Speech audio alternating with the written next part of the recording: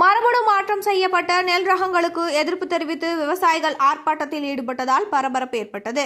சிதம்பரம் வடக்கு வீதி தலைமை தபால் நிலையம் முன்பு கடந்த மே மாதம் மத்திய அரசு அறிமுகப்படுத்தியுள்ள மரபணு திருத்தப்பட்ட நெல் ரகங்களான பூசா மற்றும் கமலா இரண்டையும் மத்திய அரசு திரும்ப பெற வேண்டும் என்றும், தமிழ்நாடு அரசு மரபணு திருத்தம் செய்யப்பட்ட நெல் ரகங்களை அனுமதிக்க கூடாது என்றும் வலியுறுத்தி விவசாயிகள் கண்டன ஆர்ப்பாட்டத்தில் ஈடுபட்டனர். ஆர்ப்பாட்டத்திற்கு தமிழ்நாடு அனைத்து விவசாயிகள் சங்கங்களின் ஒருங்கிணைப்பு குழு கடலூர் மாவட்ட செயலாளர் மணிக்கொள்ளை ராமச்சந்திரன் தலைமை தாங்கினார். விவசாய சங்க பிரதிநிதிகள் பின்னத்தூர் ஹாஜா மொய்தீன், அறவழி பெருமாள், தாரா சிங், பாலசுப்ரமணியம், கருப்பூர் ராஜாமணி, பன்னீர்செல்வம், பூவாலை அன்பு, தீத்தம்பாளையம் லோகநாதன், இயற்கை உழவர்கள் சிவாயம் நாராயணசாமி, சிதம்பரம் சுரேஷ்குமார் உள்ளிட்ட 50க்கும் மேற்பட்ட விவசாயிகள் கலந்து கொண்டு மத்திய அரசு அறிமுகப்படுத்திய நெல் வகைகளின் ரகங்களை திரும்ப பெற வலியுறுத்தி கண்டன கோஷங்களை எழுப்பினர்.